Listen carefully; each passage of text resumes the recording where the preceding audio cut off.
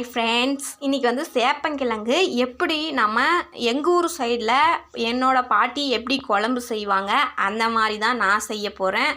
பாருங்கள், இங்கே பாருங்கள், சேப்பங்கிழங்கு வேச்சு அவிச்சு வச்சுருக்கேன். இப்போ வந்து நம்ம வந்து இதுக்கு ஒரு 2 ஸ்பூன் அளவுக்கு எண்ணெய் ஊற்றிக்கலாம். எண்ணெய் காஞ்சதும் பாருங்கள் ஃப்ரெண்ட்ஸ், எண்ணெய் காஞ்சிச்சு. இப்போ வந்து நம்ம வந்து ஓரளவுக்கு இது மஞ்சள் தூள் கொஞ்சம் சேர்த்திக்கலாம். சேர்த்திட்டு இப்போ வந்து நம்ம இந்த கழுங்கை போட்டு நல்லா கிளறி விட்டுக்கலாம். ஏன்னா மஞ்சள் தூள் போட்டு இது ஏன்னா எண்ணெய் ஊற்றி இப்படி கிளறி விடுறேன்னா கிழங்கு வந்து ஒயிட்டாக இருக்கு இல்லையா, குழம்புல போட்டாலையும் அது வந்து உருளைக்கிழங்கு மாதிரி ஒயிட்டாகவே தெரியும். அதனால் இந்த மாதிரி மஞ்சள் தூள் போட்டு நல்லா கிளறி விட்டுக்கலாம். இப்போ இது வந்து நல்லா ஓரளவுக்கு பாருங்கள் மஞ்சள் கலராக வந்துடுச்சு. இப்போ நம்ம இதை எடுத்து ஒரு கிண்ணத்தில் எடுத்து வச்சிடலாம் தனியாக. மறுபடியும் நம்ம அதே கடாயை வச்சு நமக்கு தேவையான அளவுக்கு ஒரு 2 ஸ்பூன் அளவுக்கு எண்ணெய் ஊற்றிக்கிட்டேன். எண்ணெய் காயிட்டும். எண்ணெய் காயத்துக்குள்ளே அதுக்கு தேவையான பொருளெல்லாம் நம்ம பார்த்துடலாம். பாருங்கள், தக்காளி, கருவேப்பிலை, கொத்தமல்லி, வெங்காயம், பூண்டு ப்ளஸ் பூண்டு வந்து நான் நசுக்கி வச்சுருக்கேன். குட்டி உரல்லே இருக்குது, நான் போடும் போது காட்டுறேன். இப்போ வந்து ஃப்ரெண்ட்ஸ் எண்ணெய் காஞ்சிடுச்சு. இப்போ நம்ம கடுகு போட்டுக்கலாம். கடுகு பொடிஞ்ச உடனே வெங்காயத்தை இதெல்லாம் சேர்த்திக்கலாம். இப்போ ஓரளவுக்கு வெங்காயம் வதங்கினதும் தட்டி வச்ச பூண்டை இதில் சேர்த்திக்கலாம்.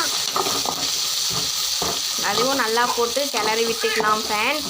இன்னொரு சோக கதை, எனக்கு ஏன் தான் இந்த மாதிரி என்னை மட்டும் ஏன் தான் இந்த மாதிரி துரத்தி விரட்டுதோ அப்படின்ற இது ரொம்ப கஷ்டமாக இருக்குது.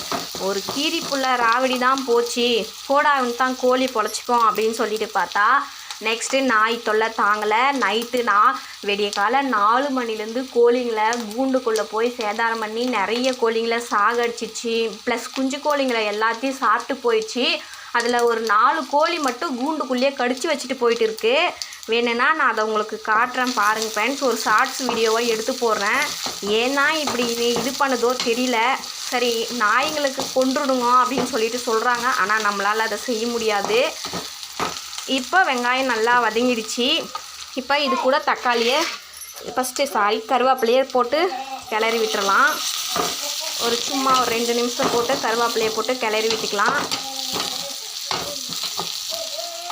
இப்போ இது கூட தக்காளியை சேர்த்துக்கலாம்.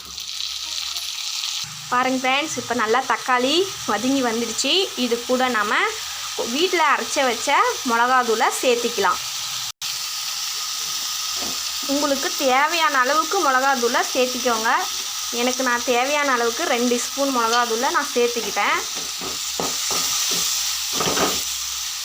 இதையும் போட்டு நல்லா கிளறி விட்டுருங்க.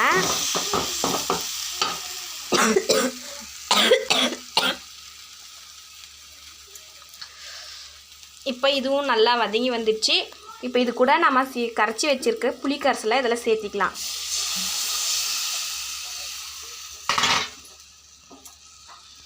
இது நல்லா கொதிச்சு வரட்டும். பாருங்கள், கொதிக்க ஸ்டார்ட் ஆயிடுச்சு. நல்லா பாருங்கள், நல்லா குழம்பு கொதிச்சு வர ஆரம்பிச்சிச்சு. இந்த நேரத்தில் வந்து நீங்கள் உப்பு காரம் எல்லாம் சரியாக போச்சா அப்படின்னு சொல்லிட்டு பார்த்துக்கோங்க. நான் வந்து கரெக்டாக போட்டு பார்த்துட்டேன். உப்பு காரமெல்லாம் சரியாக போச்சு. இந்த நேரத்தில் இந்த சேப்பங்கிழங்க இதோட சேர்த்திக்கலாம்.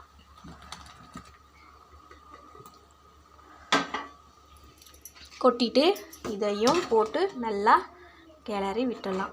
பாருங்கள், இப்போ இது நல்லா கொதிச்சு வரட்டும். ஒரு மீடியமான பதத்துக்கு கொதிச்சு வந்த பின்னாடி நாம் இதை இறக்கி வச்சுட்டா சூடான சுவையான சேப்பங்கிழங்கு குழம்பு, புளிக்குழம்பு ரெடி ஆகிடுச்சு. ஓகே ஃப்ரெண்ட்ஸ், உங்களுக்கு வீடியோ பிடிச்சிருந்தா லைக் பண்ணுங்கள், ஷேர் பண்ணுங்கள், என்னோடய சேனலுக்கு சப்ஸ்கிரைப் பண்ணுங்கள்.